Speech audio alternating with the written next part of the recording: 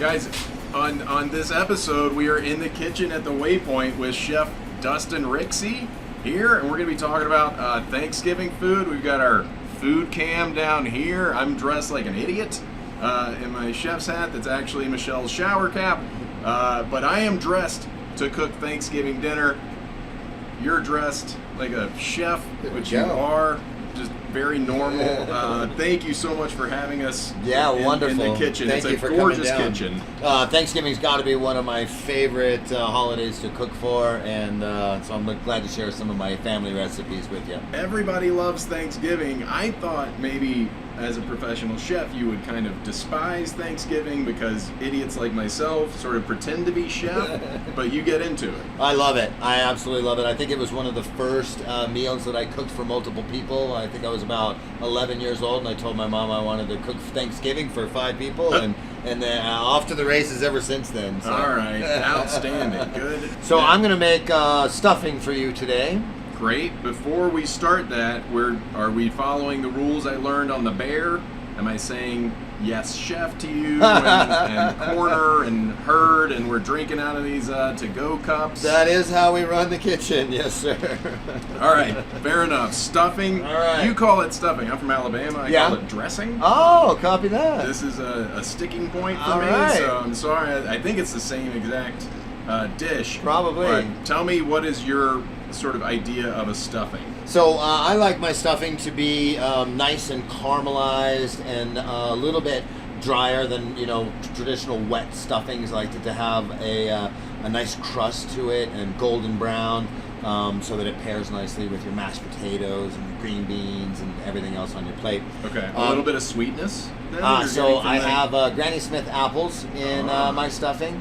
So I like to have a little bit of sweet in with my savory. Yep. A lot of times I'll use chestnuts as well in a stuffing. With all the nut allergies and things like that, sometimes that's one of the first things that winds up getting omitted. Gotcha. Yeah. But we have a traditional stuffing. I love sourdough for my stuffing. Yep. Here, so I have nice, I have a sourdough beautiful loaf of sourdough here, and I'll just make nice cubes out of this, and then we will season this with a little butter, salt and pepper, and then we'll roast these off in the oven until they're nice and golden brown. You want them to be nice and dry so that they can absorb all the other ingredients. You're making toast. Basically, yeah. Okay. Right? Or croutons. So I'll put a nice medium dice on these. While you're doing this, tell me, what is your favorite Thanksgiving memory, Dustin? Favorite Thanksgiving memory? We like to go on adventures for Thanksgiving. I think my son and I had one of the best Thanksgivings when we went out dirt biking at the dunes in Nevada, and we're camping. So our Thanksgiving was off of a campfire that year, and I think that's just the funnest thing, cooking outdoors. It doesn't sound very festive. Live fire cooking. Well, and for a couple of dirt bikers, I tell you, that's we were in heaven. Yeah. All right. I do love cooking for big crowds, and as a chef, you don't get too many holidays off. So I like to do big spreads. When I was in Vegas, we did huge spreads for Thanksgiving, and to be able to cook, that was one of the big events that we cook for all of the staff, and they have a full Thanksgiving staff meal before service. So that's always enjoyable, so that your staff can enjoy what we put out for the guests as well. Now, speaking of time off, the Waypoint will not be open for Thanksgiving Day, right? Correct. But you'll be open for sort of the off season leading up to December. Exactly, and then December we'll start to see a lot more action in Big Sky, and we'll be rolling out a new winter menu at that point, looking at what local ingredients are coming from the farms, more squashes and root vegetables and great things like that. So it's a nice transition into what's seasonably available for us, and you see more of those fall colors on the plate, which is always exciting. Outstanding. We keep some of our core ingredients and dishes that are doing really well for us. The chicken medley on the healthier end of the spectrum on our menu does really well.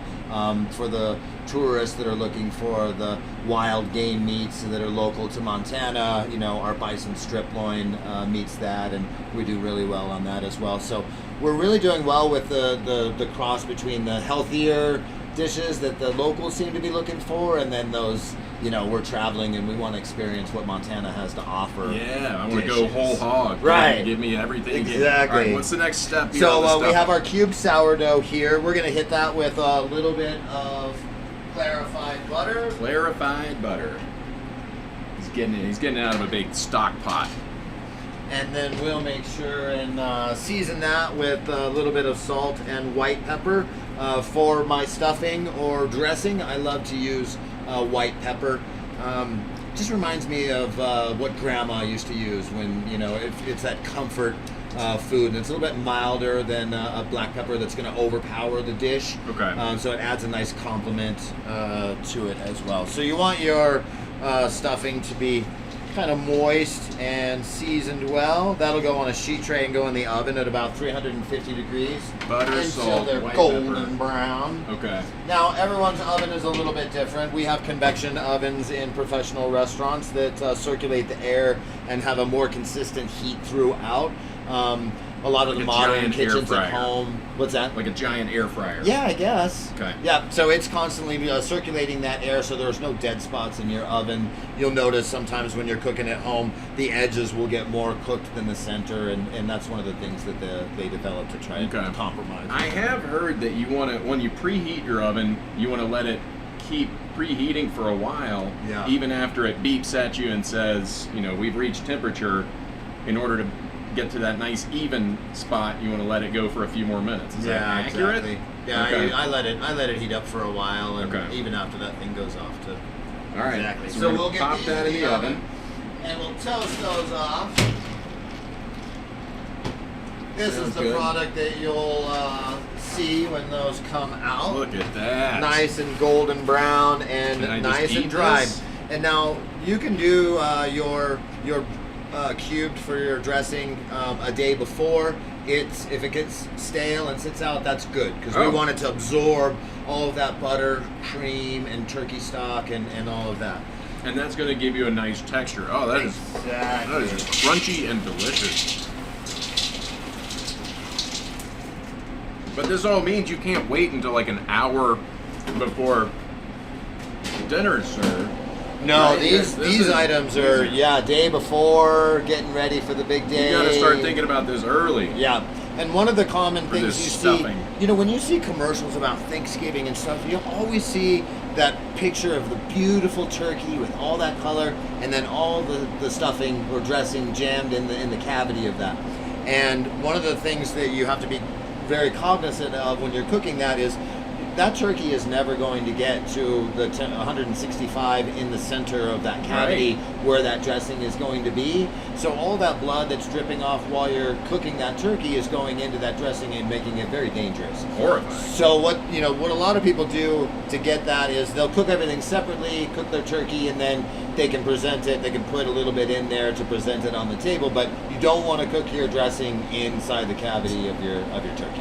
Okay. It's dangerous. I don't know why at any point you would want the stuffing inside the turkey. Right. And just like raking it out of there does not seem appetizing Exactly. to me. So we have diced celery and onions and garlic, and we're gonna saute all of these up just to sweat them. You don't want any color on them. We just want to sweat them to get them tender, so that they marry with all the rest of the ingredients. Just so they release the moisture. Yep. Okay. Exactly. So we'll saute those up. And what we wind up with is this right here. We'll get our herbs in there now. Your dressing this is the time of the year for your sage and your good. fresh thyme. Nice. All right. Those, you can use dry herbs for this, but it's definitely recommended if you can get your hands on some fresh. It adds that extra component that just makes a world of difference. And can you go overboard on this? Absolutely. Sage is one of those spices that is very strong, and it can too much can go too far. Okay. So in the kitchen, I teach all my cooks a lot of times less is more. If you leave a hint of something, and you're wondering as you're eating the dish, like, oh, that's an amazing flavor, what is that? You want to leave them guessing. You don't want it to be this big punch in the face of, oh, wow. Right. because everything you want it to be balanced. You want to have, taste each one of those components Subtle, but separately. you want it to be there still. Exactly. All right. We have our roasted garlic, our diced celery and onions in there. I have some Granny Smith apples. Now, when you peel and cut your apples, it's important to have an acid bath to prevent them from oxidizing and getting brown on you. So we have a little bit of lemon juice in our water here, and that keeps them nice and green and vibrant. We'll add some apples to this. Did you peel these before you? Yep, I peeled the skin off, and then I gave them a medium dice on that. We'll mix all this together. I have a couple of eggs we're going to use to bind this. I have the whole recipe here for you. I'll give you for your guests. Oh yeah, we'll have this recipe available on the show notes, maybe as a hosted link. If you want to do this. And what purpose does the binder serve? So this just kind of will help it all hold together. Kind of like a casserole? Yeah, exactly. I like it. So when I do my plate ups, I like it to have a form to it and not just go like soup on the plate. You know, I like it to have a little structure. So when I build the rest of my plate, I can lean things up against it. When you're building plates, you want to look for the height, because you eat with your eyes first, and you're like, it's kind of it's an art piece.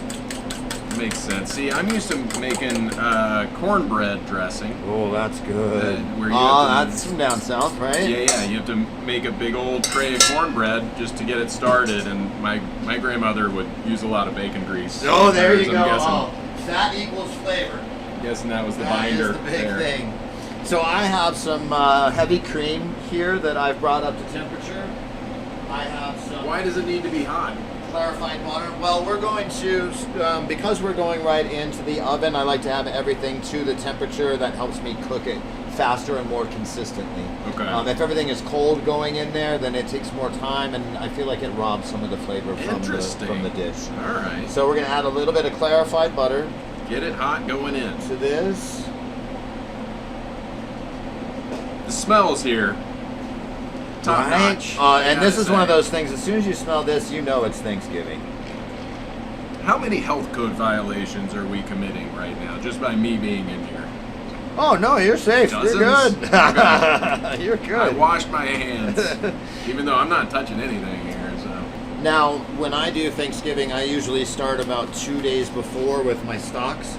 So I'll get turkey backs and necks, and I'll start my stocks a couple days early. Now your stocks, you have mirepoix, which is celery, onions, carrots. You use parsley and whatever other herbs you're into. You could use white peppercorns and bay leaf. And then you're going to cook that for 3 hours at a rolling simmer, never boiling your stocks. When you're boiling your stocks, you wind up pulling out all the impurities from the bones and the marrow, and it winds up making your stock very cloudy. So one of the things in professional kitchens when you're teaching your saucier is the guy that's in control of all of your stocks and sauces, that it doesn't go for more than 3 hours. You're not going to extract any more chicken or turkey flavor out of your bones after 3 hours. Okay. If you take some of the bones out and you taste them after 3 hours, it doesn't taste like anything because you pulled all that flavor out. And then you'll remove all of those bones, and then you can cook that stock down after you remove the bones by half, and that makes a double turkey or chicken stock. Just more fortified flavor, and when you're standing here, you can smell that intense chicken flavor or turkey flavor that you're looking for. So now you can see we kind of have this starting to absorb all of those juices. We're going to get that into our pan for cooking. I like to spray it with a little pan release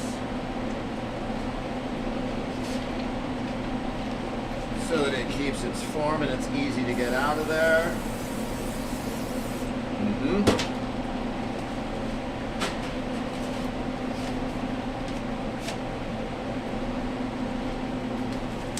Go through lots of kitchen gloves. So not a giant like spatula or turner. You just I like to get my hands in it. I'm Italian. I gotta touch everything, smell everything, and see where I'm at. in a smaller pan than I would have guessed. Well, I'm only cooking for you, so. Okay. Otherwise, this thing would be huge. If it were for a big Italian family, you'd be making it huge. Well, and then for an Italian family, this would be like the second course. You would start with your antipastas and maybe a lasagna or something like that, and then head into your Thanksgiving dinner. All right. All right, so we've got our dressing in our cooking vessel now. And we will make sure that we have enough liquid. You can always add a little bit more at this point. You don't want it to be covering it, but you want to see a little residual here so that it's cooking, it's all binding together. Is that enough liquid? I'm going to put just a little bit more. Okay. We can use a little bit of cream.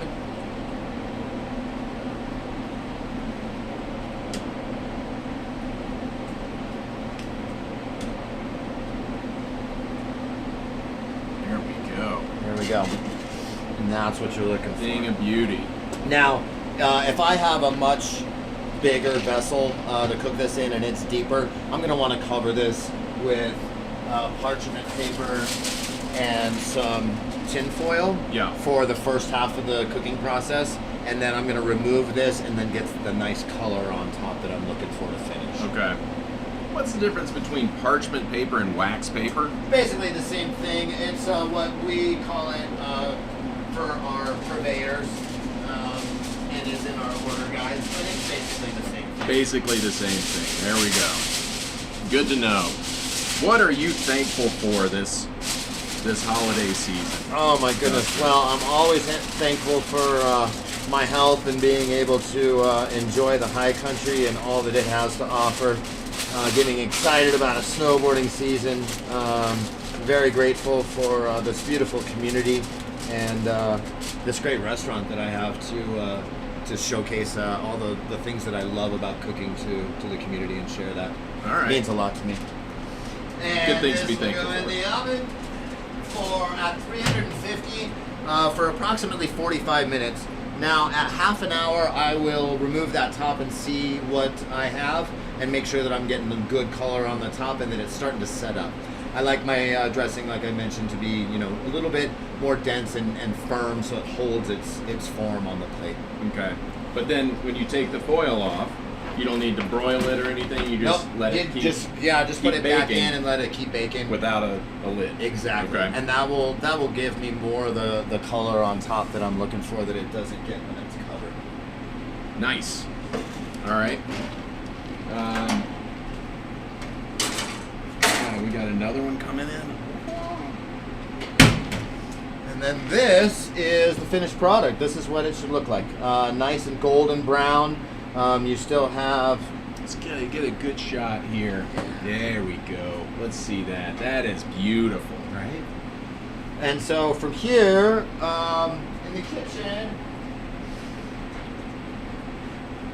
we like to use little tools like this to get shapes and things like that Okay, for our cookie plate cutter. up. Yeah. We can go in and... Oh, you don't actually push it down in there. You just... No, I'm kind of getting the form because you can see this is still a little bit loose in the center.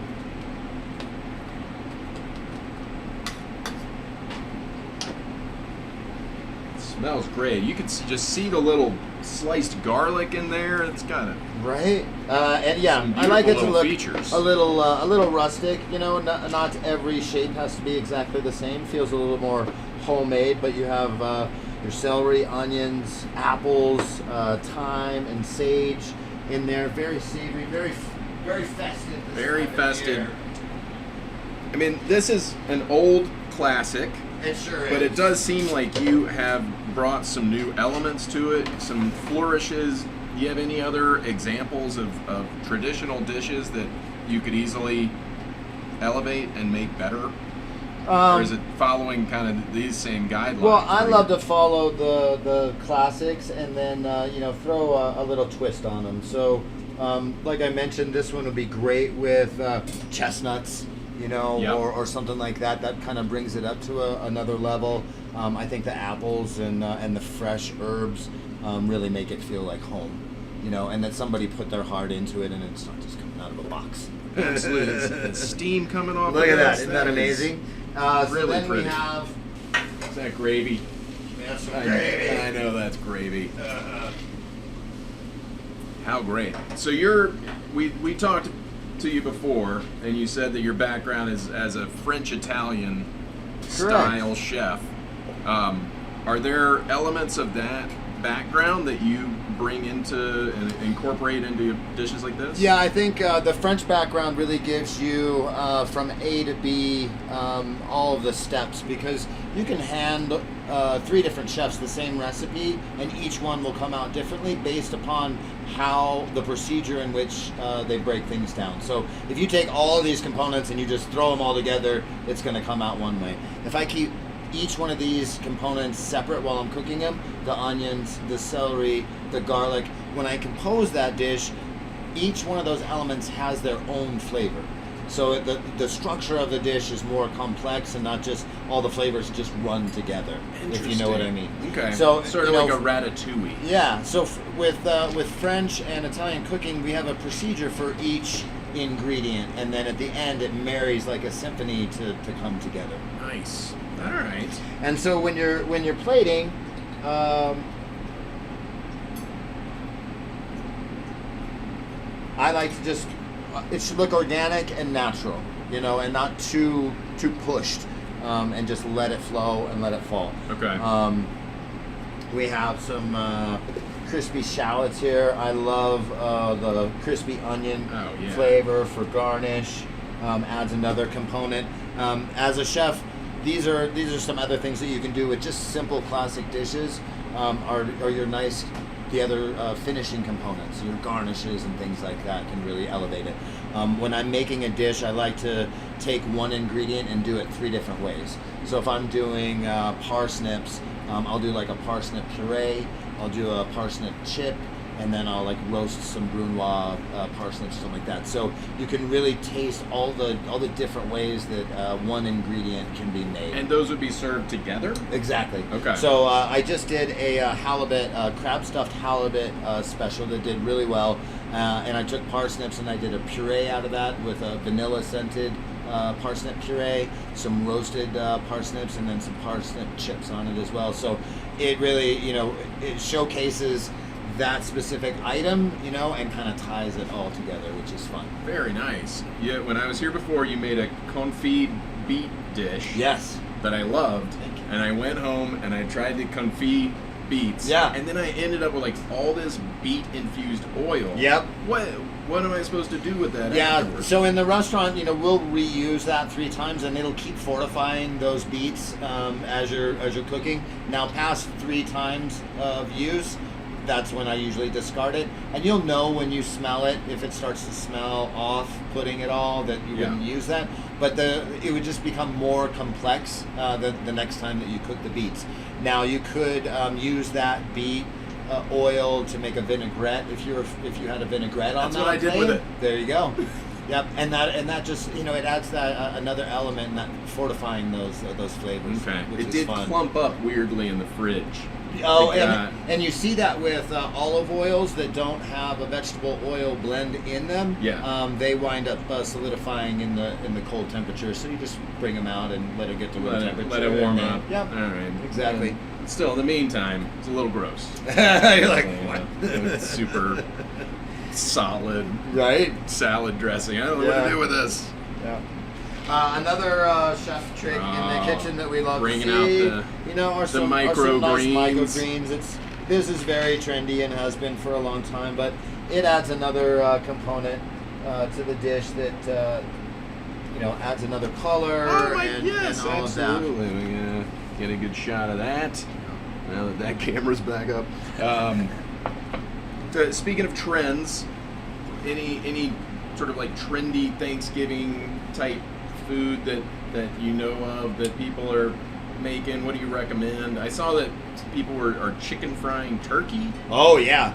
So one of the things that I started doing when I was doing Thanksgiving for large scale for restaurants, I take my whole turkey and I butcher it immediately before cooking. So I take off the legs and thighs, I separate the breasts, I'll wrap the breast and sous vide them separately, and then I will braise my dark meat. So braising is in hot oil and get good color on the outside, salt and pepper, and then finishing them in turkey stock in the oven, and they just get fall off the bone tender. That's so smart. And then you're cooking a whole turkey. Yeah. How do you make sure that each part gets cooked the right That's way? exactly it. That's exactly it. Because your dark meat is going to finish at a different time than your breast. So in order to get each one of those components to come out perfectly, we cook everything separately. Okay. Now buy that big bird and then just chop it up. I mean, you could also just buy the individual parts of the turkey. Sure, absolutely. Right. But I like to use the carcass and all of that for my stocks, so everything goes to use. All right. Now with my breasts, after sous videing those, I will take those out and finish them in the fryer. So you'll get a nice crispy fried turkey breast, but it's super tender and juicy in the center because it's been sous vide to the perfect temperature that you're looking for. Okay. And then the rest of the dish will come together. You can if you have access to all of this. Well, and I'm shocked nowadays because you see so many home kitchens with these great tools that we have with sous vides and all of that. So yeah, you have great tools now in the kitchens to execute like a professional chef. Do you feel limited when you're cooking at home or at somebody else's house? They don't have sharp knives. They don't have enough surfaces. What are the limitations that you see? Absolutely. And you know, when chefs are invited to parties, it's usually to cook. So when you show up, you're like. And it's like, oh, we're at the party. Like, no, you're actually here to cook. The grill is right over there, and that's when you have your knife bag in your car and you come in with your own knives. Like to show up with your own knives at this point. That's the main handicap. That's the main handicap. Is if you grab just someone's regular kitchen knives and they're dull, it's more dangerous than having a nice sharp knife to do your job. And what we look for in the kitchen is interesting cuts. You know, whatever you're cutting should have an interesting shape to it and not just the standard that feels very institutional. You know, we're looking for nice, fine cuts, uniform, and all of that. And you get to there by having a nice, sharp blade. Heard, chef. Yeah. Heard. All right.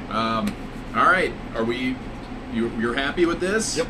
You taste it. And I definitely want to try it. I need something to go with this delicious ice water in my to-go container. And then after I taste this, I can't not. Look at this giant fork. That's a chef fork. Feel tiny. Then we have a little activity for us to do. We're both going to get our hands dirty. Oh. The apple with the garlic. Right? And that richness from the butter. And the sage, you have just the back notes of the sage. It's not too overpowering. Yep. But that really feels like Thanksgiving and Christmas to me. That's so good. Oh. Thank you for Cheers. For me. Thank you for coming down and seeing what we do. And we'll do a little game now. Oh.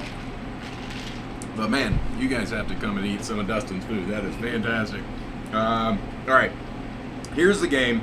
We're gonna get 2 plates. We're gonna use the components at our disposal. You and I are each going to plate this delicious stuffing, present it, and then it will be judged by Dylan, who works here as well and happens to be Dustin's son. He is gonna judge our presentations and tell us who is better. All right. Yes, sir. All right.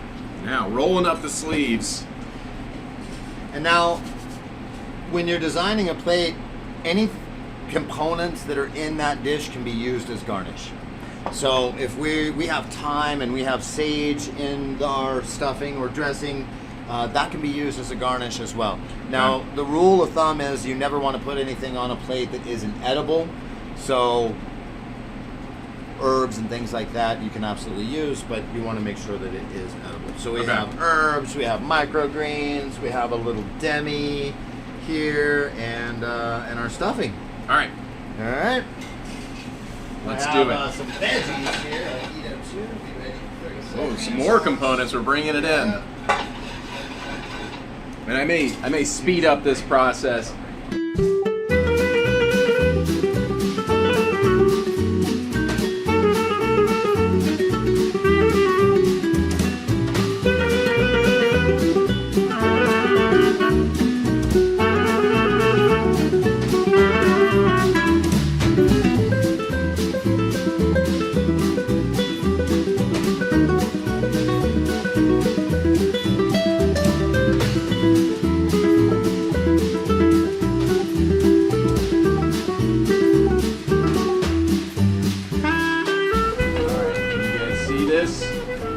So,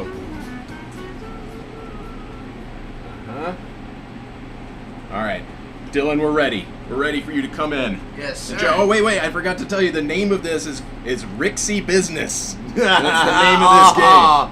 I should have said that at the top. I like that. And now it makes even more sense with the Dylan judging. Okay, make sure that you're on camera, and we can see you, Dylan. There we go. So I'm going to start with this plate first. Yep. Talk us through it. So I noticed there's a very symmetrical proportioning between the two main ingredients, the Brussels sprout mix and the stuffing.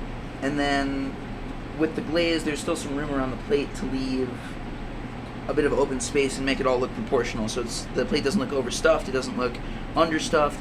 It all looks like it's balanced in evenly. And then with this plate, I was going to say I have noticed a new technique that might take off in the cooking world, but what's that? Never seen the egg technique before. You never know. It might start a trend. But I noticed it's very symmetrical here. There's more symmetry between these two, especially with the shape themselves. They look very well proportioned. I like the shallots on the side, not trying to cover anything up. You can see the whole plate in its entirety. Nothing's really hidden. And then the demi-glaze kind of leaks into the greens. I like how it all trails together, and it looks like a path, you know? I was going for round. Going for round? The theme is round. So you got round, and an egg. An egg just to really hammer the point home. Okay, very symmetrical. A raw egg. Now, see, the egg may work if you do a slight poach on it, and you have the outside just slightly cooked, and then that yolk is just opening up. Okay. I'm telling you, that could be something. British. Very rich, yes. Bring it right over the stuffing. Yeah. You can see that. It's okay.